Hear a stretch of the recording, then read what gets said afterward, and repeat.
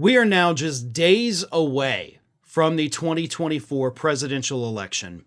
And just a few days ago, in fact, earlier this week, new allegations were made against Donald Trump, assault allegations, by a former model who she says was with Jeffrey Epstein at Trump Tower in 1993, where they met up with Donald Trump, and he immediately began groping her.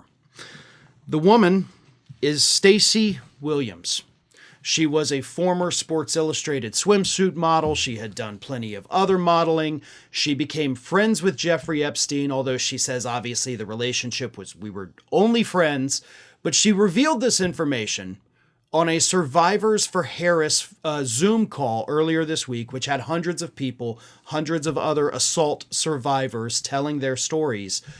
And she said that she was finally ready to come forward with her story. She had kept this private, although she had told friends over the years. So this call happened earlier in the week, and then on Wednesday, she was interviewed by NBC News, where she told the full story, and I will get to all the details in just a moment. But NBC News took it a step further, right? Obviously, if you're going to make these kinds of allegations 31 years after it allegedly happened, we can't just air this and act like, oh, yeah, we'll just run this. We could get sued for that. So NBC News reached out to people, good friends of her that she has known for decades, and all 7 of the people that they talked to were people that she had told the story to beginning in the year 2002, and all of them corroborated the story. Furthermore, NBC News was able to confirm that each story that these 7 people told was identical, which of course lends far more credibility to her allegations against Donald Trump, right? She's not going out there and changing details about the story. It's the same story every time that she has told every person that she has privately told. And they all confirmed this. So here is the story.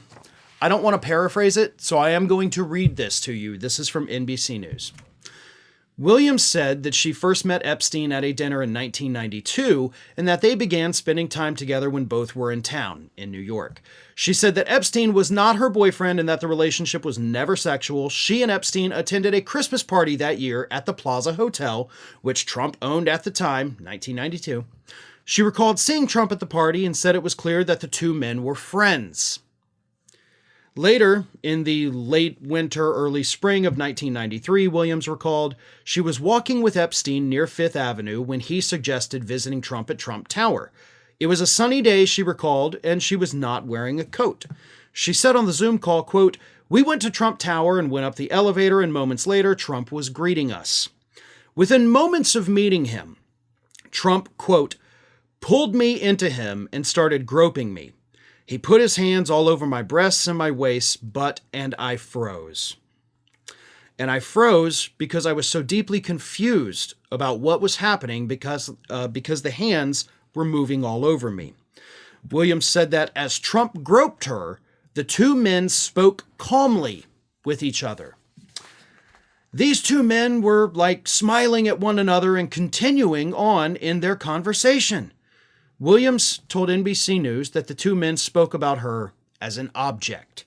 She said they focused on her looks and her appearances in Sports Illustrated in a conversation she said was, quote, gross. She said that the entire incident lasted 5 to 10 minutes and that it happened in a reception area outside Trump's office. Williams said that after the encounter, when she and Epstein were back out on the street, Epstein became furious and began berating her with questions. "Why did you let him do that?" he asked, according to Williams. The fact that Epstein blamed her disoriented her, Williams said. So, here we are, days away from another election, right? Less than 2 weeks when these allegations were made. Another woman coming forward with a very credible story that has been corroborated by other people about Donald Trump being a predator. And the question is, how many more of these stories do we need? We had, prior to the 2016 election, in a major report from HuffPost, they outlined, I think it was about 40 different women who had all come forward at that time with allegations of either harassment or assault in some way from Donald Trump. 40! 8 years ago! Those 40 women, by the way, did not include Miss Williams. They did not include E. Jean Carroll. And this story came out at the same time that Donald Trump, based on the criminal trial, was using his company to pay off Stormy Daniels so that she didn't come forward with the story about their affair. This is who Trump is. If anyone else had even a fraction of the allegations against them that Donald Trump has had, that would be the end of it, right? I mean, anyone would understand that that person who had a tenth of what Donald Trump has in terms of allegations is a monster. They are a predator. They are somebody that you do not in any way, shape, or form want to be associated with. But for Donald Trump, with dozens and dozens and dozens of allegations against him, being found liable for assault in that E. Jean Carroll trial. And what does the Republican Party do? Make him our nominee again. And it's not like they had no choice. He went through an actual primary. With all of this information being public, minus the story from Williams now, he went through a primary. Those voters could have said, you know what, I'm going for Ron DeSantis. You know what, I'm going for Nikki Haley, or I'm going a totally new direction, and I'm going for Chris Christie. They could have picked anybody else, who, by the way, has the same kind of beliefs and would enact mostly the same policies as Donald Trump. And they, the Republican Party, the Republican voters, chose not to do that. And they picked this guy because Republicans simply don't believe that any of it is true. He is infallible. And when he does make mistakes, it's because he's not he's only human, But then at other times, he is not human. He is supernatural. He is amazing. He is a godsend. He's a monster. He is a predator. We know that. The courts, a jury, has told us that.